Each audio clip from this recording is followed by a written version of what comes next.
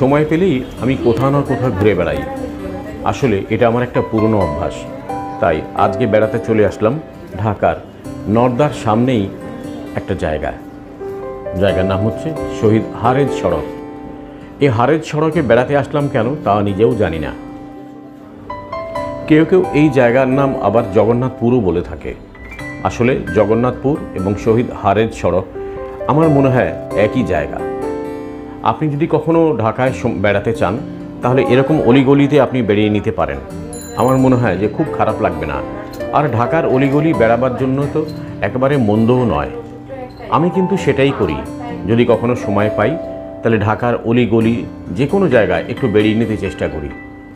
এই শহীদ হারেজ সড়ক একদিন তো এরকম ছিল না, একদম গেঁয়ো গ্রাম ছিল। এখন কিন্তু বিল্ডিং অট্টালিকা রূপান্তর হয়েছে।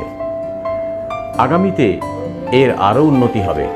আমরা সামনে দেখতে পাচ্ছি এক ভদ্রমহিলা বসে পিঠা বানাচ্ছেন। কি সুন্দর! এই বুড়িমার পিঠা যদি আপনি রাস্তায় খেতেন তাহলে সেও আনন্দ পেত, আপনিও একবার পরীক্ষা করে দেখতে পারতেন যে আসলে এই নানি বা চাচি কেমন পিঠা বানায়। এই শহীদ হারেজ সড়ক আমি কিন্তু আগে আসিনি, প্রথম আসলাম। কিন্তু আমার যা মনে হয়েছে যে এই শহীদ হারেজ সড়ক একদিন কিন্তু এরকম ছিল না, অবশ্যই আরও গ্রামগঞ্জের মতন ছিল। তাই আমি চেষ্টা করি যে কোনো জায়গায় যদি বেড়াতে যাই, পায়ে হেঁটে যদি যাই, তাহলে সেই জায়গার বা সেই এলাকার পুরো স্বাদটুকু গ্রহণ করতে পারি।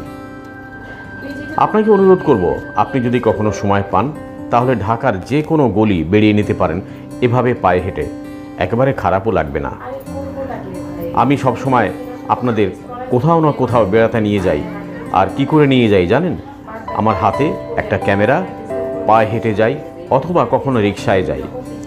আর পুরান ঢাকায় এর আগে আপনাদের অনেকবার নিয়ে গেছি।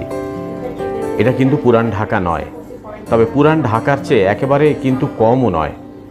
পুরান ঢাকা আসলে একসময় নতুন ঢাকাই ছিল। ঢাকা সরে সরে আসলে উত্তরার দিকে চলে যাচ্ছে। তাই এই নদ্দা সামনেই যে শহীদ হারেজ সড়ক, আমি আজকে বেড়াতে চলে আসলাম এবং চেষ্টা করছি আপনাদের কিছু অংশ দেখাবার জন্যে। আমার সঙ্গেই থাকুন, আমার মনে হয় খুব খারাপও লাগবে না।